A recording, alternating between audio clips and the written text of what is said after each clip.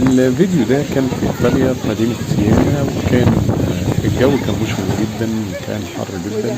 وفجأة انقلبت، كنا في شهر 8 أغسطس 2024، وفجأة الأمطار الغزيرة انطلقت بشكل متصل غير منقطع، لدرجة إن إحنا مش عارفين حتى نطلع. يعني أنا كنت واقف تحت الشجرة بصور الفيديو ده، مش عارف أطلع من تحت الشجرة أوصل لغاية الكنيسة اللي في وشنا.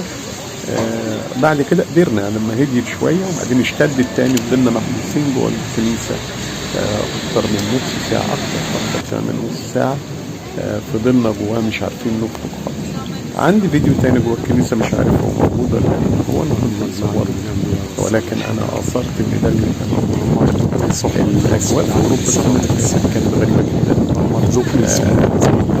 ما كانتش كده، بس يعني أنا سألت هناك حد بدأوا يركبوا تكييفات مثلا، ما كانش موجود كتير تكييفات في المدن الجبلية اللي فوق هناك. ما كانش الجو ده بالشكل ده. الجو بدأ يبقى حر، بدأت التقلبات الجوية أو التغيرات المناخية تبقى شديدة وملحوظة في جميع دول العالم. قبلها كنت في ألمانيا أسبوعين، نفس الكلام، درجة الحرارة عندي 37، ممكن خلال يعني عدة ساعات بسيطة يعني تنزل ل 10 أو 11 37.